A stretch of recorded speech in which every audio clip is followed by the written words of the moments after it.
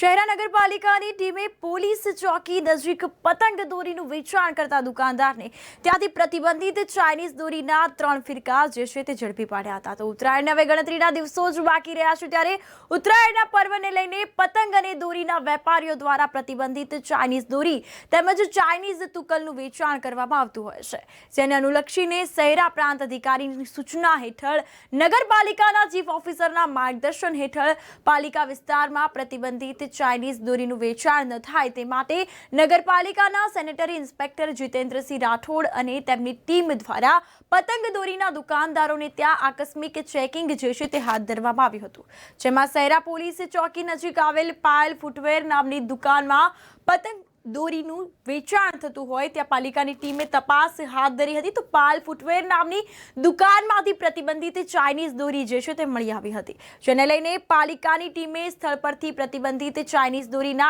3 ફિરકા ઝડપી પાડ્યા છે। ચાઇનીઝ દોરીનું વેચાણ કરતા દુકાનદાર સામે કાયદેસરની કાર્યવાહી હાથ ધરવામાં આવી હતી।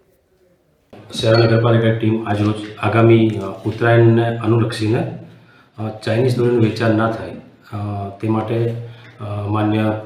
એસડીએમ સાહેબની સૂચના અને અમારા ચીફ ઓફિસરના માર્ગદર્શન હેઠળ આજરોજ અમે ડ્રાઈવ કરી હતી। તે દરમિયાન અમને પાયલ ફૂટવેર રેડીમેડના સ્ટોરમાંથી ચેકિંગ હાથ ધરતા 3 ફિરકા 3 એના ડટ્ટા જે ચાઇનીઝ દોરીના મળી આવેલ છે, જેનું અમે સ્થળ પર રોજકામ કરી અને સમગ્ર માલ સામાન જપ્ત કરી નગરપાલિકા ખાતે લાવે છે અને